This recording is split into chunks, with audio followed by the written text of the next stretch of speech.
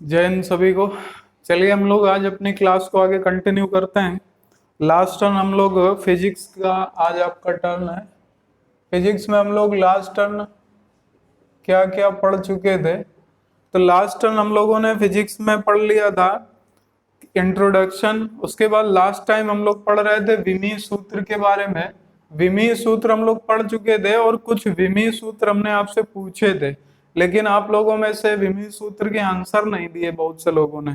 तो विमीय सूत्र के आंसर आप लोग दे दीजिएगा जो भी हमने पूछे थे। तो फिर हम उसके आगे अगर आपको कोई किसी का भी विमीय सूत्र निकालना ना आया होगा तो हम एक बार आपको फिर से बता देंगे। हालांकि आप लोग ट्राई करें तो विमीय सूत्र जो भी हमने बोले थे वो आपके निकल आएंगे। तो चलिए आज हम लोग आगे की क्लास को कंटिन्यू करते हैं।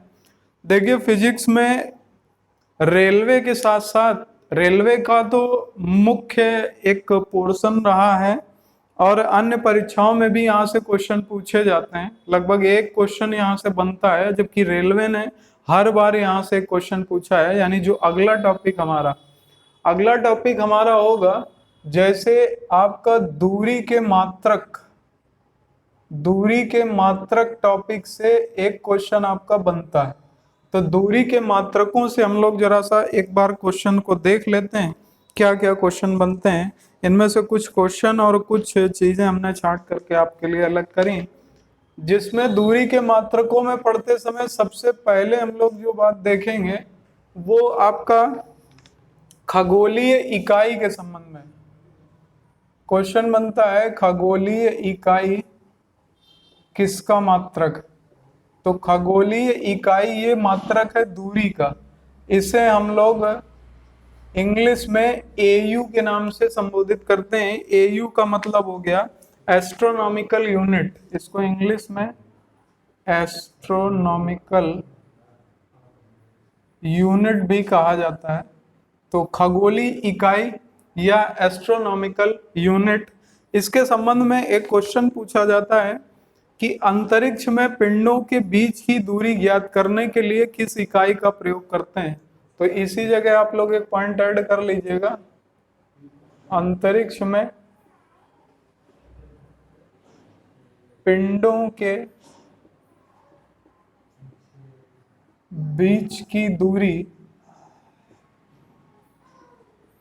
दूरी खगोलीय इकाई के रूप में ज्ञात की जाती है।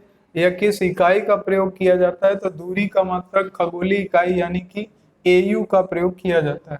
यहाँ से बहुत बार क्वेश्चन बना है, एक एयू बराबर कितना होता है? ये क्वेश्चन बहुत बार पूछा गया।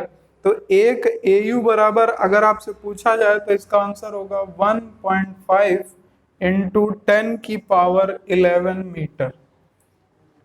एक एयू यानी एक एस्ट्रोनॉमिकल यूनिट बराबर 1.5 इंटू 10 की पावर 11 मीटर। कई बार यहाँ पर ये चीज हम लोगों को जब इस तरीके के क्वेश्चन पूछे जाते हैं तो हम लोगों को यहाँ पर सबसे ज्यादा ध्यान देने वाली बात ये होती है कि ध्यान ये रखना चाहिए कि यहाँ पर मीटर में आपसे क्वेश्चन के लिए पूछा गया था कि आपसे किलोमीटर में पूछा गया था। अगर यहाँ पर किलोमीटर में पूछा जाएगा तो ये आंसर बदल जाएगा, क्योंकि 1000 मीटर बराबर कितना होता है? 1 किलोमीटर। तो अगर किलोमीटर में पूछा जाएगा तो यहाँ पर जीरो क्या होंगे? जीरो आपके घट जाएंगे। और कितने जीरो घटेंगे? 3 जीरो घट जाएंगे। तो घात में भी कितनी घट जाएंगी? 3। यानी अगर किलोमीटर में पूछा जाएगा तो एक एस्ट्रोनॉमिकल यूनिट बराबर 1.5 इंटू 10 की पावर 8 किलोमीटर भी इसे लिखा जा सकता है। तो इस चीज का आपको ध्यान रखना होगा कि मीटर में पूछा गया कि किलोमीटर में पूछा गया। किलोमीटर में तो 10 टू पावर 8 और अगर मीटर में तो 3 बढ़ जाएंगे, यानी कितने हो जाएंगे? 11। 10 की घात 11 यहाँ पर लग जाएगी। इसके बाद दूरी क्या एक मात्रक आपका, जैसे दूसरा ले लेते हैं प्रकाश वर्ष। प्रकाश वर्ष, हालांकि यहाँ पर लगा होता है वर्ष, लेकिन मात्रक ये किसका है? दूरी का। तो कई बार डायरेक्ट पूछ लिया जाता है प्रकाश वर्ष मात्रक है किसका? दूरी का। तो प्रकाश वर्ष की परिभाषा के संबंध में अगर बात करें तो प्रकाश वर्ष यानी लाइटिंग ईयर की डेफिनेशन क्या होगी? तो लाइटिंग ईयर लाइटिंग ईयर की परिभाषा आप में से सब लोग जानते हो कि प्रकाश द्वारा एक वर्ष में चली गई दूरी को, प्रकाश द्वारा एक वर्ष में चली गई दूरी ये क्या कहलाती है? तो ये प्रकाश वर्ष के नाम से जानी जाती है। इसके बाद कई बार क्वेश्चन पूछा जाता है कि एक प्रकाश वर्ष बराबर कितना होता है? तो यहाँ पर हम लोगों को ध्यान रखना है, एक प्रकाश वर्ष बराबर 9.46 इंटू 10⁻15 मीटर। फिर से वही बात, अगर किलोमीटर में पूछ लिया जाए तो यहाँ पर हम लोग लिखेंगे 9.46 इंटू 10 की पावर, कितने घट जाएंगे? तो 3 घट जाएंगे, यानी कितने लिखे जाएंगे? 10⁻12 किलोमीटर। तो ये याद रखना है, 9.46 इंटू 10⁻15 मीटर या 9.46 इंटू 10⁻12 किलोमीटर। इतनी बात उम्मीद है सबको समझ में आ गई होगी। इसके बाद तीसरा ले लेते हैं कि एक क्वेश्चन आपसे पूछ लिया जाए, मान लीजिए दूरी मापने का सबसे बड़ा मात्रक कौन सा प्रयोग में लिया जाता है? जैसे इसका क्वेश्चन पूछा जाता है प्रकाश वर्ष का, इसका डायरेक्ट पूछा जाता है कि प्रकाश वर्ष मात्रक है किसका? तो दूरी का। दूसरा क्वेश्चन, दूरी मापने का सबसे बड़ा मात्रक कौन सा है? दूसरा क्वेश्चन, जो दूरी मापने का सबसे बड़ा मात्रक कौन सा प्रयोग में लिया जाता है? तो ये है आपका पारसेक। पारसेक भी आपका दूरी का मात्रक है, और यहाँ से एक पारसेक बराबर कई बार पूछा जाता है। तो एक पारसेक बराबर 3.26 प्रकाश वर्ष, 3.26 प्रकाश वर्ष, ये आपको याद रखना है। हालांकि बहुत से लोगों को ये चीजें याद होती हैं, लेकिन एक बार हम थोड़ा सा यहाँ पर आपका ध्यान खींचना चाहेंगे। अगली बात, चौथा। अब चौथे टर्म की ओर बढ़ते हैं। तो चौथे टर्म में आपके से क्वेश्चन जैसे पूछ लिया जाए, जैसे ज्योग्राफी में भी बहुत ये टर्म यूज होगा कि पानी के जहाज की दूरी किसमें मापी जाती? पानी के जहाज की दूरी किसमें मापी जाती है? तो इसे हम लोग बोलते हैं नॉटिकल मील। नॉटिकल मील में मापी जाती है। तो ये बात याद रखिएगा, दूरी को किसमें मापते हैं? जो पानी के जहाजों द्वारा जल में चली जाती है, तो उसे मापा जाता है किसमें? तो उसे मापा जाता है नॉटिकल मील में। अब यहाँ से एक पॉइंट याद रखिएगा कि एक मील बराबर कितना होता है? अगर ये पूछ लिया जाए तो एक मील बराबर होता है 1.6 किलोमीटर। 1.6 किलोमीटर। अगर आपसे एक नॉटिकल मील पूछ लिया जाए कि एक नॉटिकल मील बराबर कितना होता है, तो होता है 1.852 किलोमीटर।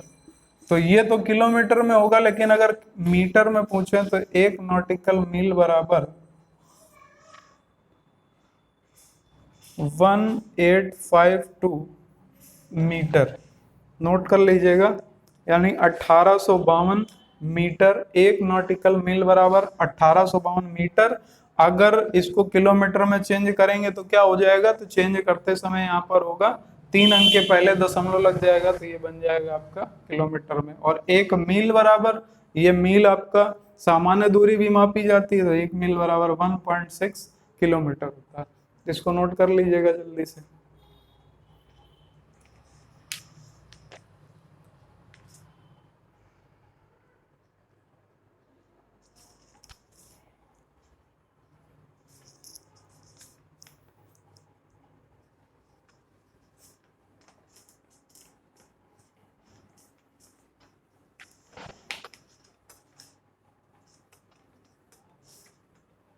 इसके बाद अगली बात करते हैं। जैसे आपसे क्वेश्चन पूछ लिया जाए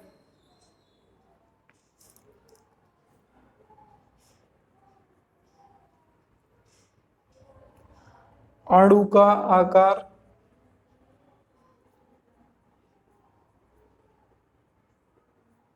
दूसरा परमाणु का आकार तीसरा नाभिक का आकार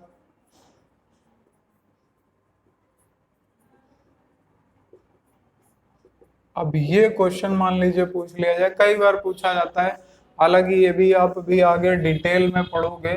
तो अणु का आकार, परमाणु का आकार और इसके बाद नाभिक का आकार। देखिए यहाँ पर जो आपको याद रखने वाली चीज है वो सबसे ज्यादा ये याद रखना है कि जो देखिए अणु जो होगा वो किससे मिल करके बना होगा, वो मिल करके बना होता है परमाणुओं से, यानी अणु से छोटा क्या होता है, परमाणु। इसके बाद जो परमाणु का नाभिक होगा वो इससे भी ज्यादा छोटा होगा, यानी सबसे छोटा होता है नाभिक, इसके बाद उससे बड़ा परमाणु और परमाणु से मिल करके बनता है अणु। तो अणु के आकार से अगर आपसे क्वेश्चन पूछा जाए तो अणु का आकार होता है 10 की पावर 9, 10 की पावर -9 मीटर। वहीं अगर परमाणु के आकार की बात करें तो ये होता है 10 की पावर -10 मीटर, 10 की पावर -10 मीटर। और वहीं नाभिक की बात करें तो ये होता है 10 की पावर -15 मीटर। तो ये तीनों के आकार को याद रखना है। अब आपसे यहाँ पर एक कॉन्सेप्ट का क्वेश्चन पूछा जाता है, और कॉन्सेप्ट का क्वेश्चन ये पूछा जाएगा कि जो अणु का आकार है वो मापा जाता है किसमें। ऑप्शन देगा फर्मीमीटर, नैनोमीटर, माइक्रोमीटर, एंगस्ट्रॉम, किसमें मापते हैं। दूसरा परमाणु का आकार किसमें मापा जाता है, और तीसरा नाभिक का आकार किसमें मापा जाता है। इस तरीके के क्वेश्चन आपसे पूछे गए। तो देखिए जितने भी मापमान आपके 10 टू द पावर -9 मीटर लिखे जाते हैं, ये एक्चुअल में ये बोला क्या जाता है, इसे नैनोमीटर बोला जाता है, इसे नैनोमीटर कहा जाता है। तो ये पॉइंट याद रखना है, जहां पर -9 लगा होगा उसका मतलब क्या हो गया, वो नैनोमीटर है।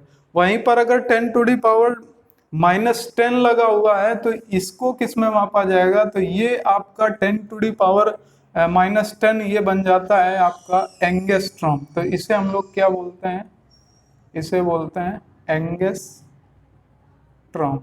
तो 10 टू द पावर -10 वाली जो दूरियां होंगी उन्हें क्या बोलते हैं, एंगस्ट्रॉम। और वहीं पर 10 टू द पावर अगर 15 मीटर दिया हुआ है तो इसे हम लोग बोलते हैं फर्मी मीटर, फर्मी मीटर। तो यहां पर मीटर ना लिख करके 10 to the power -15 fermi metre भी, तो यहां से क्वेश्चन बनेगा कि नाभिक का आकार किसमें मापा जाएगा, फर्मी मीटर में। परमाणु का आकार किसमें मापा जाएगा, एंगस्ट्रॉम में। इसके बाद अणु का आकार किसमें मापा जाएगा, तो नैनोमीटर में। ये हम लोगों को थोड़ा सा याद रखना है। एक क्वेश्चन जो आपको और याद रखना है, अगर आपसे कभी क्वेश्चन पूछ लिया जाए कि 10 की पावर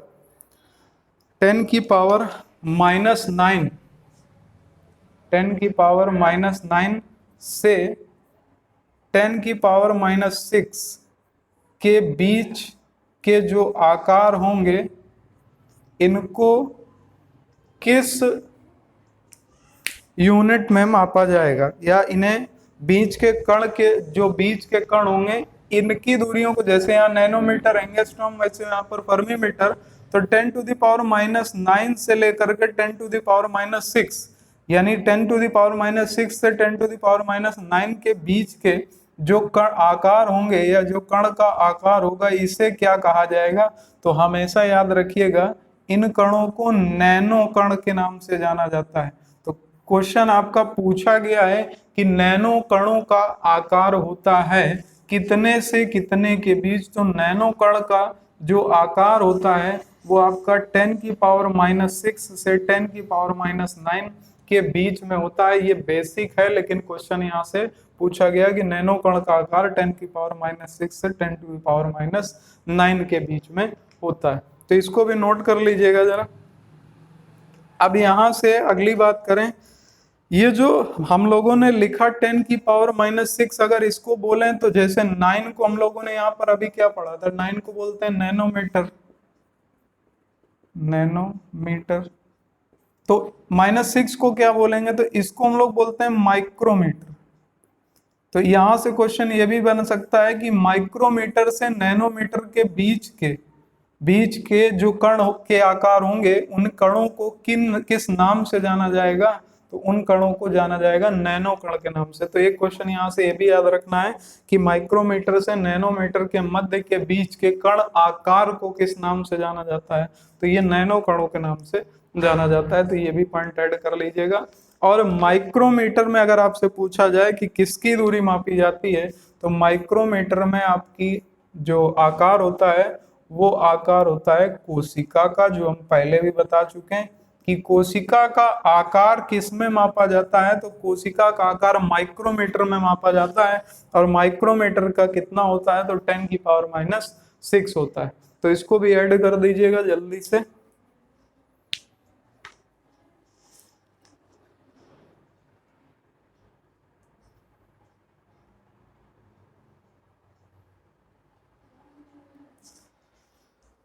चलिए अब हम लोग आगे बढ़ते हैं।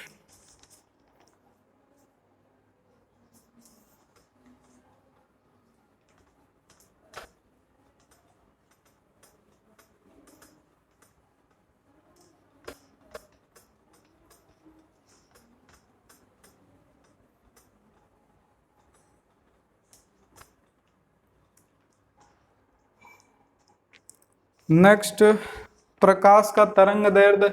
तो प्रकाश का तरंग दैर्ध्य भी किस में मापा जाता है, एंगस्ट्रॉम में, जिसको हम लोग लैम्डा से डिनोट करते हैं। प्रकाश का तरंग दैर्ध्य यानी वेवलेंथ, वो किस में मापा जाता है, एंगस्ट्रॉम में मापा जाता है। इसके बाद अब हम लोग दूरी के बाद अगला पॉइंट देखते हैं। अगर आपसे कभी पूछ लिया जाए समुद्र की गहराई, तो भी ये किस में आएगा, दूरी में ही आएगा। समुद्र नहीं, दूरी के अलावा भी ये भी एक तरीके की लंबाई होती है। तो समुद्र की गहराई के विषय में भी कई बार क्वेश्चन बने। तो एक पॉइंट यहाँ पर समुद्र की गहराई के लिए भी देख लें। देखिए समुद्र की गहराई हमेशा किस में मापी जाती है, तो ये फैदम में मापी जाती है। और इसे किस यंत्र से ज्ञात किया जाता है, तो इसे फैदोमीटर की सहायता से ज्ञात किया जाता है। तो फैदम में और कौन सा यंत्र प्रयोग में लिया जाता है इसको मापने के लिए, तो फैदोमीटर का प्रयोग करते हैं। और फैदम यूनिट इसके लिए प्रयोग में ली जाती है। ये भी पॉइंट आप नोट कर लीजिएगा। एक फैदम बराबर अगर आपसे पूछा जाए, कई बार पूछा गया, एक फैदम बराबर 1.5 मीटर। एक फैदम बराबर 1.5 मीटर, या इसी को कहा जा सकता है एक फैदम बराबर 6 फीट। तो यहाँ से याद रखिएगा एक फैदम बराबर कितना होता है, तो एक फैदम बराबर 1.5 मीटर होता है, या एक फैदम बराबर 6 फीट भी लिखा जा सकता है। तो ये भी आप ऐड कर लेना।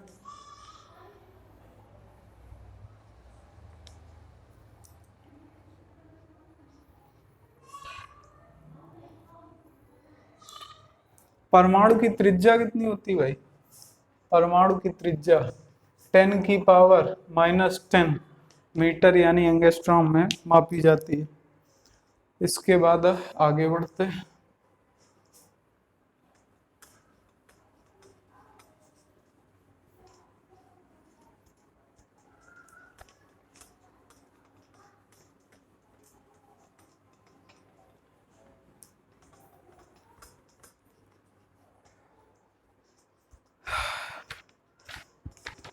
अब देखते हैं द्रव्यमान के मात्रक।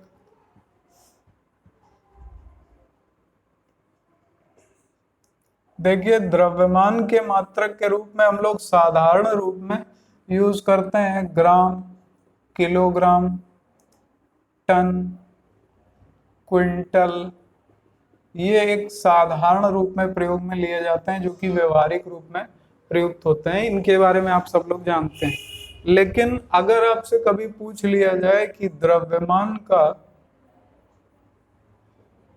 सबसे बड़ा मात्रक कौन सा, पहला क्वेश्चन कि द्रव्यमान का सबसे बड़ा मात्रक कौन सा है, तो आपको याद रखना है इसका सबसे बड़ा मात्रक है चंद्रशेखर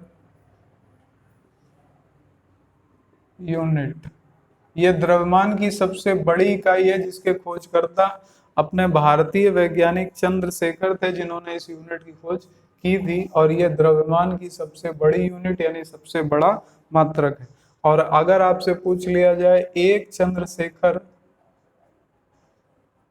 यूनिट बराबर कितना होता है, तो एक चंद्रशेखर यूनिट बराबर होता है 1.44 इंटू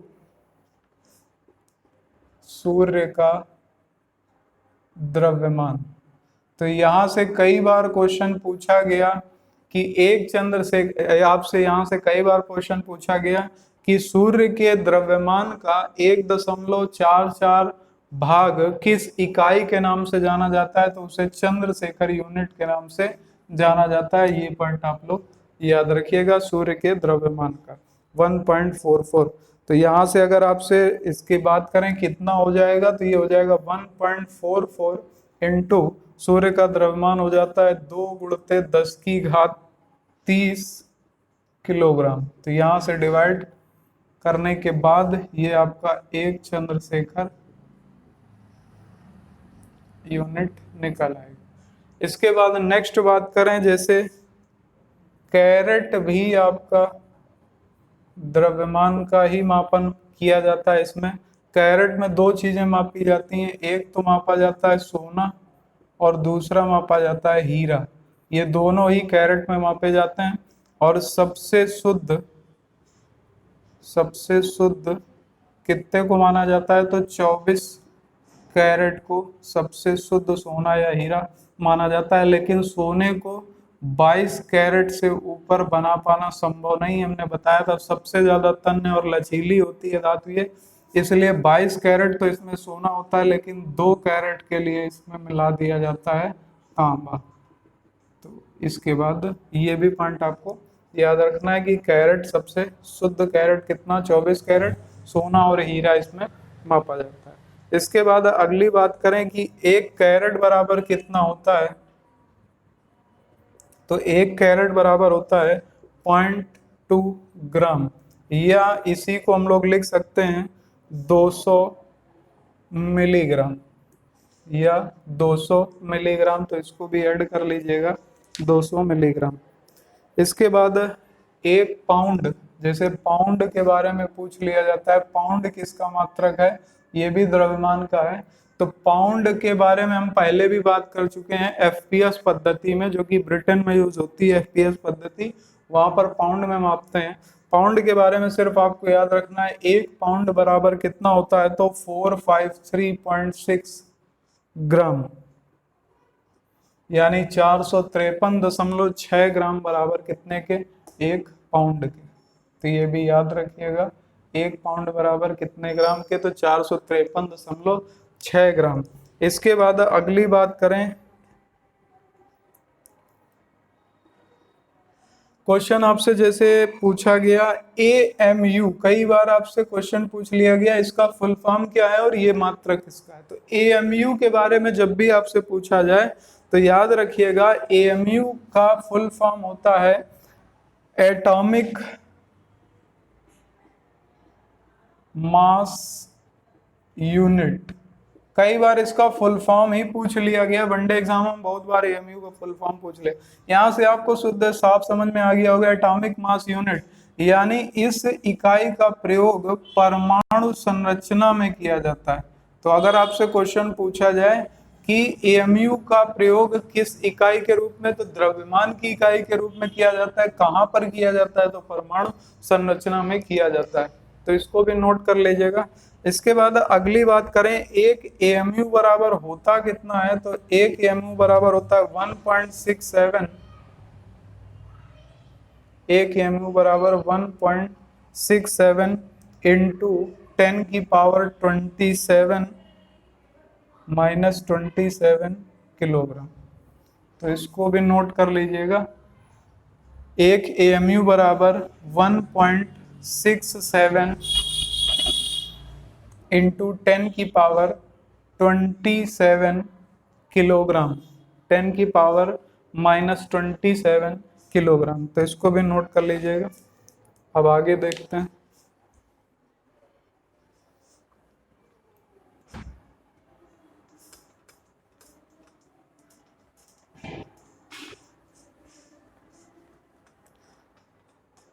नेक्स्ट है आपका समय के मात्रक। समय के मात्रक की बात करें तो समय के मात्रक में जैसे आप लोग ज्यादातर सेकंड, घंटे ये सब जानते हैं, लेकिन समय के बारे में सबसे बड़ा मात्रक पूछा गया कि सबसे बड़ा मात्रक कौन सा है समय का। समय का सबसे बड़ा मात्रक कौन सा है, बताइए। समय का सबसे बड़ा मात्रक, इसका सबसे बड़ा मात्रक होता है कॉस्मिक ईयर, या जिसे कॉस्मिक वर्ष के रूप में भी लिखते हैं हम लोग। कॉस्मिक ईयर समय का सबसे बड़ा मात्रक है। एक कॉस्मिक वर्ष बराबर, एक कॉस्मिक ईयर बराबर 25 करोड़ वर्ष। एक कॉस्मिक ईयर बराबर 25 करोड़ वर्ष। इसके बाद कई बार आपसे पूछ लिया जाता है एक सौर मास बराबर, मास का मतलब होता है माह, माह का मतलब जिसको हम लोग महीना बोलते हैं। तो एक सौर माह बराबर या एक सौर मास बराबर कितना होता है, तो एक सौर मास बराबर होता है 30 या 31 दिन, 30 या 31 दिन। उसी तरीके से एक चंद्रमास जो हम लोगों का कैलेंडर बना है वो सौर मास पर बना है, लेकिन चंद्रमास के संबंध में भी क्वेश्चन पूछा जाता है कि एक चंद्रमास बराबर कितना होता है। तो याद रखिएगा 27.3 दिन।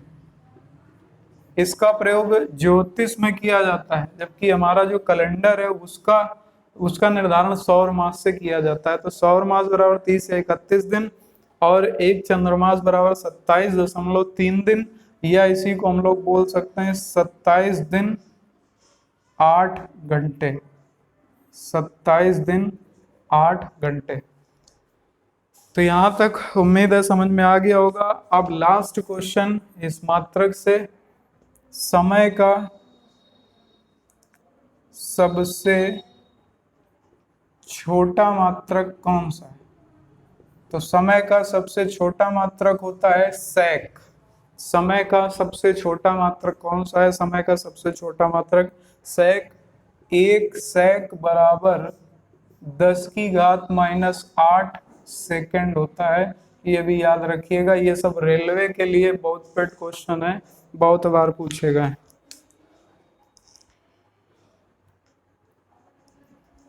और वनडे एग्जाम में यहाँ से क्वेश्चन आपसे कई परीक्षाओं में पूछ लिए जाते हैं, लेकिन ये एक तरीके के बेसिक क्वेश्चन है और सभी परीक्षाओं के लिए हम तो कहेंगे कि आपको मालूम होना ही चाहिए।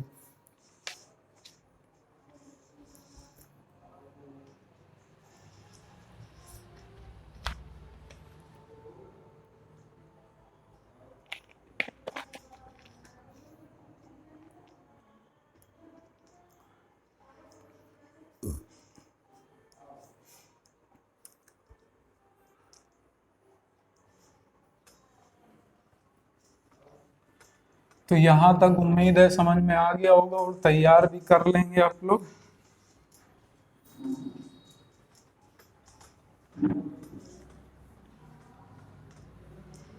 अब आगे कंटिन्यू करते हैं और हम लोग आगे कंटिन्यू करते हुए सबसे इम्पोर्टेंट और पहला टॉपिक उठाते हैं,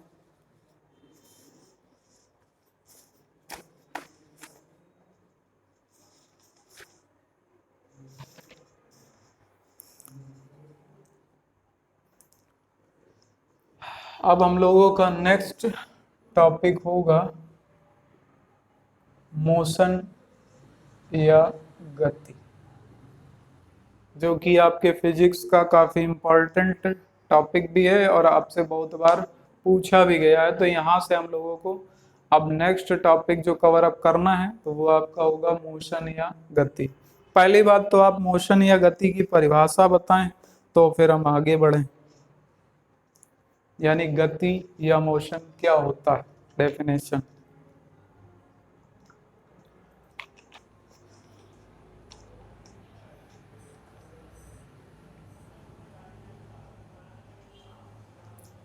देखिए, गति की डेफिनेशन होती है यदि कोई वस्तु, यानी अगर कोई भी वस्तु है, उसके समय के साथ अगर उसकी स्थिति में परिवर्तन आ रहा है, जैसे थोड़ी देर के लिए मान लीजिए मार्कर है, अब समय बदल रहा है और इसकी स्थिति बदल रही, मतलब मार्कर क्या कर रहा है, गति कर रहा है।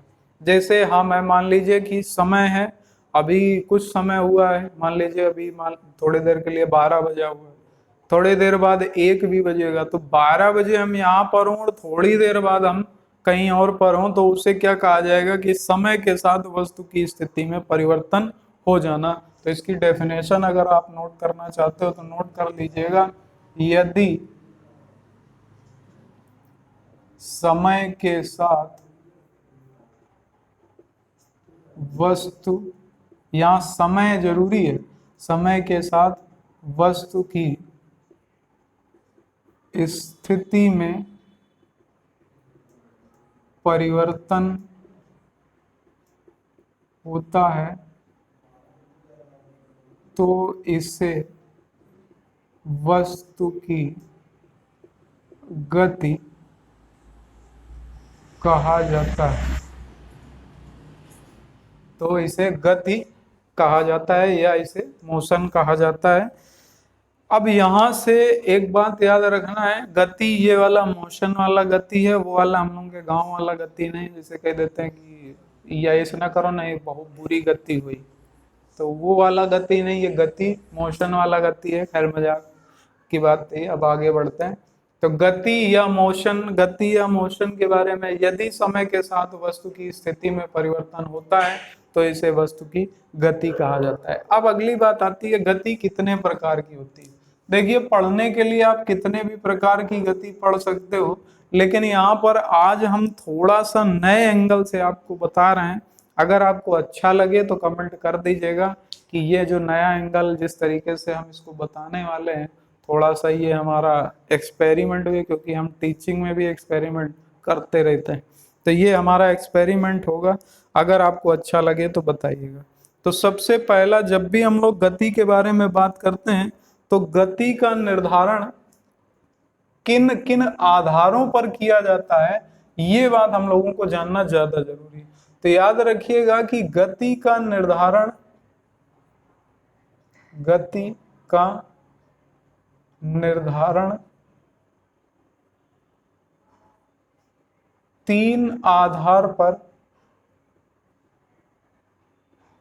3 आधार पर होता है।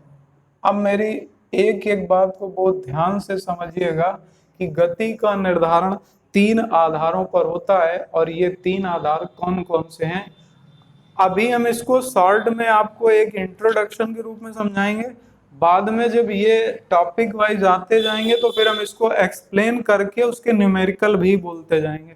तो यहाँ से हम लोग आगे बढ़ते हैं। तो 3 आधारों पर किया जाता है। इनमें जो सबसे पहला आधार है वो आधार लेते हैं हम लोग पथ के आधार पर, यानी वो जिस माध्यम से ट्रेवल कर रही है तो उसका पथ जो है, उस पथ के आधार पर गति निर्धारित होती है। दूसरा यहाँ पर लिया जाता है समय अंतराल के आधार पर, समय अंतराल के आधार पर, तो ये दूसरा हो जाएगा। अब तीसरे की बात करें तो हम लोग बोल सकते हैं तल के आधार पर, तल के आधार पर, तल के आधार पर, समय के आधार पर और पथ के आधार पर। तो ये 3 आधार हैं जो इस गति को निर्धारित करते हैं, यानी कि गति किसके अंतर्गत आएगी अब आगे हम लोग देखेंगे। हालांकि हम लोग जब भी पढ़ते रहे या पढ़ते हैं तो एक साथ पढ़ते हैं। अभी आप जहां से पढ़े हो वहीं तक पहुंचोगे, लेकिन इनको निर्धारित करने के आधार क्या थे, अब हम लोग इस चीज को भी समझेंगे कि कौन सी गति किस आधार पर निश्चित हुई। तो सबसे पहला देखते हैं पथ के आधार पर। तो देखिए पथ के आधार पर जो गति बनी, ये गति आपकी दो रूपों में होती है। पथ के आधार पर कैसी कैसी होगी, तो सबसे पहला तो इसमें जो आएगा वो होती है रेखीय गति। रेखीय गति, इसी को हम लोग कई जगह सरल रेखीय गति भी लिख देते हैं, या इसी को इंग्लिश में बोल देते हैं लीनियर मोशन। लीनियर मोशन या रेखीय गति। तो ये आपका पथ के आधार पर गति का आधार है, अभी बता रहे। इसके बाद दूसरी गति जो इसमें ली जाती है वो है आपकी कोणीय गति। कोणीय गति, जिसको हम लोग इंग्लिश में एंगुलर मोशन के नाम से जानते हैं। अब जरा इसको समझिएगा। देखिए रेखीय गति, जैसे कि मान लीजिए थोड़ी देर के लिए कि हम जैसे ट्रेन है, तो ट्रेन क्या होगी, वो पटरी पर चल रही है, पटरी पर एक सीधी रेखा में चल रही है। तो जितनी भी गतियां एक सीधी रेखा में हो रही हैं, या एक जिस पर जैसे एक ट्रेन में क्या होगा, एक डिब्बा जिस लाइन से जाएगा उसी से पूरी ट्रेन निकलेगी। या आप साधारण रूप पर कहीं जा रहे हैं तो भी आप क्या कर रहे हैं, एक सरल रेखी। अगर आप उबड़ खाबड़ पर चलेंगे तो वो आपकी सरल रेखी गति नहीं होगी। सरल रेखी गति एक सीधी रेखा में गति मानी जाती। ये जैसे आप बोल सकते हैं कि एक प्रकार से स्थानांतरित गति भी इसी को कहा जाता है, अभी आगे और भी देखेंगे। तो यहाँ से सरल रेखी गति एक सीधी रेखा। कोणीय गति की बात करें तो कोणीय गति दो प्रकार की होती है। कोणीय गति दो प्रकार की कैसे होती है वो भी देखते हैं, अभी आगे एक्सप्लेन करके पूरा देखेंगे। कोणीय गति दो प्रकार की आप ऐसे पढ़ते हो कि एक तो कोणीय गति में हो जाती है वृत्तीय गति। वृत्तीय गति, इसी को हम लोग कई जगह परिक्रमण गति भी लिख देते हैं, परिक्रमण गति। तो एक तो हो गई वृत्तीय गति, जबकि दूसरी गति जो हम लोग लिखते हैं इसको लिखते हैं घूर्णन गति। घूर्णन गति, या इसको हम लोग लिख देते हैं परिभ्रमण गति। परिभ्रमण गति। तो अब यहां से हम लोग को देखना है क्या अंतर है इनमें। तो इसको बोलते हैं सर्कुलर मोशन, इंग्लिश में सर्कुलर मोशन, और इसे इंग्लिश में बोला जाता है रोटेटरी मोशन।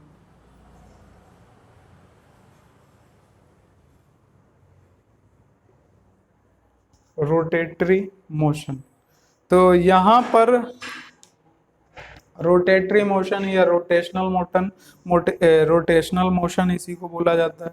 अब जरा इनके बारे में, कोणीय गति के बारे में, इन दोनों से समझते हैं, क्योंकि यहाँ से क्वेश्चन बनते हैं। अभी इसको एक्सप्लेन करते समय पूरी तरीके से आपको बता भी देंगे।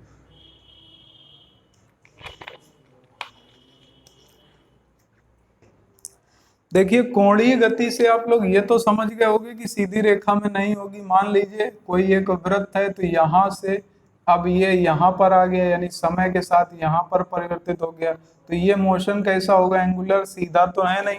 इसी तरीके से एक गोले में आपको दिखाई देगा कि गोले में भी गति होगी। तो ये कोणीय गतियां होती हैं। अब वृत्तीय गति को समझते हैं या परिक्रमण गति को समझते हैं। देखिए थोड़ी देर के लिए हम लोग मान लेते हैं कि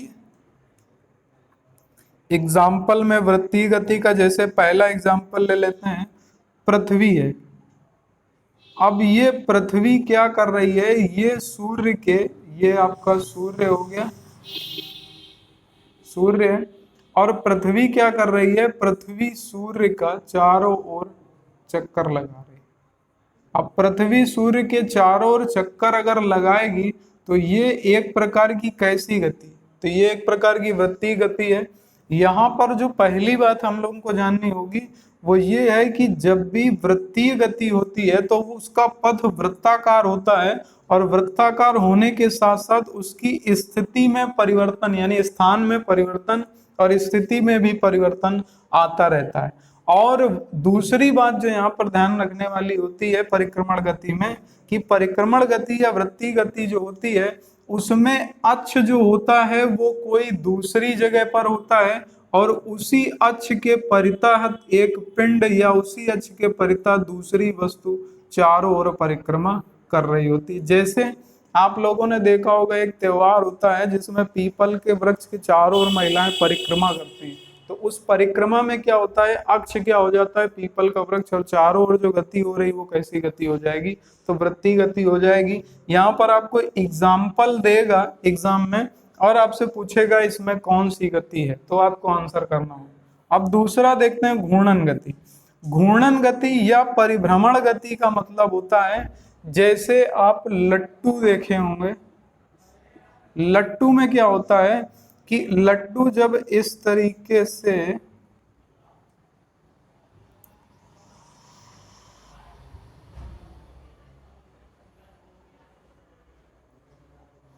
ये मान लेते हैं कोई लट्टू है, कील थोड़ा ज्यादा मजबूत है, मान लिया ये लट्टू है और ये लट्टू की कील है। तो यहां से हम लोग देखते क्या है कि जो लट्टू होता है, जब लट्टू नचाया जाता है या जब लट्टू नाचता है तो अक्ष उसी का अक्ष होता है जिसके चारों तरफ वो घूम रहा होता है, उसी अक्ष के चारों तरफ। तो लट्टू के घूमती हुई गति, या जब आप पृथ्वी की गति देखोगे तो पृथ्वी पर दो प्रकार की गति है। एक तो वो सूर्य की परिक्रमा कर रही है, पहली बात, जब वो सूर्य की परिक्रमा कर रही है तो इसी के कारण आपके 365 दिन होते हैं, मौसम का परिवर्तन होता है। तो ये किस गति के कारण होता है, तो ये होता है आपका किसका, परिक्रमण गति के कारण। यानी क्वेश्चन बनता भी है कि इसके कारण क्या परिवर्तन होंगे, तो इसके कारण मौसम में परिवर्तन होता है। लेकिन जो घूर्णन गति होती है ये पृथ्वी की अपने अक्ष पर स्वतः की गई गति होती है। जैसे यहाँ पर हमने बताया था नॉर्थ पोल है, यहाँ पर साउथ पोल है, और पृथ्वी अपने ही अक्ष के चारों तरफ गति कर रही है। तो जब पृथ्वी अपने ही अक्ष के चारों तरफ गति कर रही होती है, यानी जब अपने ही ध्रुव पर वो नाच रही होती है इस तरीके से, जैसे मान लीजिए कि ये पेन है, अब ये पेन मेरा ये हाथ है, इस ये पेन चारों तरफ इसकी गति कर रहा है, तो ये कैसी गति है, ये वृत्तीय गति है, क्योंकि अक्ष क्या है, मेरा हाथ, और ये चारों तरफ इसके घूम रहा है, तो ये वृत्तीय गति। लेकिन थोड़ी देर के लिए अब ये पेन क्या है, ये पेन अपने ही अक्ष पर इस तरीके से घूमने लग जाए, यानी पेन अपने ही अक्ष पर घूम रहा है, तो ये कैसी गति हो गई, ये घूर्णन हो गई, क्योंकि ये अपने ही अक्ष पर घूम रहा है। तो जब अपने ही अक्ष पर घूमेगा तो ये गति कैसी होगी, घूर्णन गति। इसके कारण आपका दिन और रात में परिवर्तन होता है। तो क्वेश्चन बनता है कि पृथ्वी पर दिन और रात का परिवर्तन किसके कारण, घूर्णन या परिभ्रमण गति के कारण। मौसम में परिवर्तन किसके कारण, तो वृत्तीय गति के कारण ये परिवर्तन होता है। उम्मीद है लट्टू की गति किस प्रकार की गति है, आपसे पूछा जाएगा एग्जाम्पल दे करके कि लट्टू में होने वाली गति किस प्रकार की है, तो परिभ्रमण। इसको पकड़ना कैसे, इसको ऐसे पकड़ना है कि क्या वह अपने ही अक्ष के परितः घूम रहा है या किसी दूसरी वस्तु के चारों ओर कर रहा है। तो अगर दूसरे के चारों ओर कर रहा है तो वो परिक्रमा होगी, यानी परिक्रमण गति होगी, यानी वृत्तीय गति होगी। जबकि घूर्णन गति कौन सी होगी, तो ये परिभ्रमण होगी, यानी अपने ही अक्ष के चारों तरफ घूम रही होगी। तो उम्मीद है यहाँ से इतनी बात समझ में आ जाएगी। अभी आगे और चलेंगे तब आगे और देखा जाए।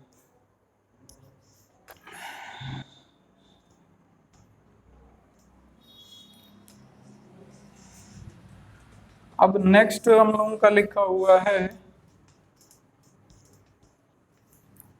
तो पथ के आधार पर हो गया, अगला है समय अंतराल के आधार पर। अब देखिए समय अंतराल के आधार पर अगर लें तो दो प्रकार की होंगी, एक तो होगी आवर्त गति, आवर्त गति, और एक होगी अनावर्त गति।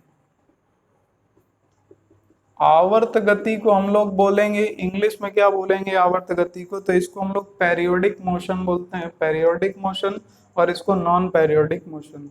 इंग्लिश में इसको पेरियोडिक, पेरियोडिक मोशन, इसको बोलेंगे नॉन पेरियोडिक मोशन। आवर्त गति और अनावर्त गति में क्या अंतर है, किस प्रकार से इसको लिया जाएगा। तो देखिए यहाँ पर जब कोई पिंड निश्चित समय पर अपने द्वारा अपने ही पथ को दोहराता है तो वो गति आवर्त गति कहलाती है। यानी जब कोई पिंड अपने द्वारा तय किए गए पथ को दोहराता है यानी रिपीट करता है तो उसे क्या कहा जाता है, तो उसी गति को आवर्त गति कहा जाता है। जैसे यहाँ पर हमने बताया कि आपसे यहाँ पर कौन कौन सी गतियां आवर्त गति के अंतर्गत आ सकती हैं, तो यहाँ पर 3 गतियां ऐसी हैं जो आवर्त गति के अंतर्गत आ सकती हैं। इनमें सबसे पहली है घूर्णन गति। घूर्णन गति इसके अंतर्गत आ सकती है। इसी के अंतर्गत आ सकती है आपकी वृत्तीय गति आ सकती है। वृत्तीय गति अगर पथ रिपीट हो जाएगा तो वही आवर्त गति बन जाएगी। तीसरा इसी के अंतर्गत आ सकता है दोलन गति। दोलन गति जैसे आप देखते हैं कि घड़ी का जो पेंडुलम होता है और घड़ी के पेंडुलम में क्या होता है, इस तरीके से एक यहाँ पर आधार होता है जिससे ये पेंडुलम लटक रहा होता है। कुछ समय के लिए पेंडुलम इधर जाता है, फिर कुछ निश्चित समय अंतराल के बाद वो पेंडुलम इसी गति से वापस आता है और वो फिर से एक दूसरी दिशा में जाता रहता है और ये प्रक्रिया निरंतर चलती रहती है। वृत्तीय गति में क्या होता है, जब कोई परिक्रमा करता है तो मान लीजिए किसी पिंड के चारों ओर या सूर्य के चारों ओर जब पृथ्वी परिक्रमा कर रही होती है तो वो अपने पथ को बार बार दोहराती है। इसलिए जब भी कभी दोहराने की बात आ जाती है तो वहां पर गति कौन सी हो जाती है, आवर्त गति। अभी इसको आगे और डिटेल से देखेंगे। अनावर्त गति में क्या होगा, अनावर्त गति में पिंड अपने पथ को रिपीट नहीं करेगा। जैसे मान लीजिए आप कहीं से गए और दोबारा उस मार्ग से वापस नहीं आए, या मान लीजिए आप डेली बदल बदल करके रास्तों से तय कर रहे हैं, तो वहां पर अनावर्त गति के संबंध में बात होती है। तो ये दोनों किस आधार पर हैं, ये समय के आधार पर है। यानी एक निश्चित समय पर पिंड, यहाँ पर समय का पॉइंट दिमाग में जरूर रखिएगा, यानी किसी निश्चित समय पर कोई पिंड यदि अपने पथ को दोहराता है, निश्चित समय पर कोई पिंड अपने पथ को दोहराता है तो वहां पर आवर्त गति हो जाती है। अब बात करते हैं तल के आधार पर। तो तल के आधार पर गति 3 प्रकार की तलों से होकर के गुजर सकती है, यानी 3 प्रकार के तलों से होकर के गति हो सकती है, जिनमें से हम लोग पढ़ चुके हैं कि एक तो 1 डायमेंशन, दूसरा 2 डायमेंशन, तीसरा डायमेंशन का मतलब क्या है, तल से, और तीसरा 3 डायमेंशन। 3 डायमेंशनों से गति हो सकती है। यदि कोई गति सीधी रेखा में हो रही है या एक ही दिशा में हो रही है, जैसे हम लोग अक्ष पढ़ते हैं तो ये हम लोगों का क्या होता है, वाई अक्ष, और ये हम लोग पढ़ते हैं क्या, एक्स अक्ष। तो बोर्ड पे हम हमेशा 2 ही अक्ष बना सकते हैं, लेकिन 3 डायमेंशन यानी तीसरा जो आधार बनेगा वो हमेशा स्वतंत्र बनता है, यानी अलग बनता है, उसको हम बोर्ड पर नहीं दिखा सकते।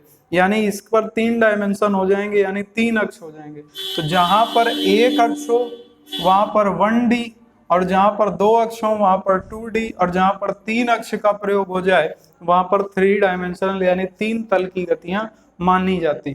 जैसे मान लीजिए कि कोई पिस्टन है, मान लीजिए आपकी गाड़ी में सॉकर लगा हुआ है, या गाड़ियों में जो पिस्टन लगे होते हैं उस पिस्टन में होता क्या है, इस तरीके से वो पिस्टन बनाया जाता है। इसके अंदर एक रॉड पड़ी होती है और ये पिस्टन लगातार ऊपर नीचे इसी रूप में गति कर रहा होता है। यानी ये गति इसकी किस अक्ष में हो रही है, तो ये इसकी वाई डैश यानी इस अक्ष में गति हो रही, किसी दूसरे डायमेंशन में गति नहीं हो रही। तो आपसे क्वेश्चन पूछेगा कि जो पिस्टन की गति है वो पिस्टन की गति किस प्रकार की गति है, तो तल के आधार पर वो 1 डायमेंशनल गति है, क्योंकि वो वाई अक्ष पे ही गति कर रही।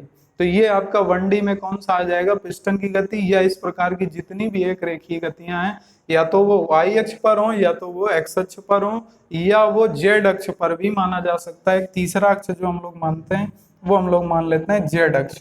तो यहाँ से 3 में से किसी एक अक्ष में ही होने वाली गति को, चाहे वो वाई पर हो, चाहे वो एक्स पर हो, चाहे वो जेड पर हो, तो या तो x पर हो या y पर हो या z पर हो, किसी एक अक्ष या किसी एक ही अक्ष पर होने वाली गति को एक तलीय गति या वन डायमेंशनल मूवमेंट कहा जाता है। दो अक्ष पर होने वाली गति या तो वो x y पर होने लग जाए यानी दो अक्ष हो, या वो y z अक्ष पर होने लग जाए, या वो z x अक्ष पर होने लग जाए। तो इस प्रकार होने वाली गति को टू डायमेंशनल गति या दो तलीय गति कहा जाता है। इसे आपको क्वेश्चन दे देगा, पूछेगा कि ये किस प्रकार की गति है, आपके समझ में ही नहीं आएगा कि ये पूछ क्या रहा है, यानी इसका पूछने का मतलब क्या है। तो आपको बताना होगा कि यहाँ पर टू डायमेंशनल गति है, यानी गति दो अक्षों पर हो रही है, और यहाँ पर जैसे y और x अक्ष, तो यहाँ पर आप गति के रूप में टू डायमेंशनल गति ले सकते हैं। थ्री डायमेंशनल में होगा जब गति तीनों आधारों पर हो, यानी x y z तीनों तलों पर जब गति होने लग जाए तो वहां पर थ्री डायमेंशनल मोशन को इसे कहा जाता है। तो यहाँ तक उम्मीद है आप सबको समझ में आ गया होगा कि कितने आधार पर गति कौन कौन से नामों से जानी जाती है और किन किन रूपों में इन्हें हम लोग आगे पढ़ने वाले हैं। तो ये मोशन का स्टार्टिंग था, अब एक्सप्लेनेशन नेक्स्ट वीडियो से आपका स्टार्ट होगा। अगर क्लास अच्छी लगी हो तो कमेंट कर दीजिएगा, लाइक कर दीजिएगा, और क्वेश्चन हो तो पूछ लीजिएगा। Thank you. मिलते हैं हम लोग नेक्स्ट वीडियो में, तब तक के लिए सभी को जय हिंद, वंदे मातरम।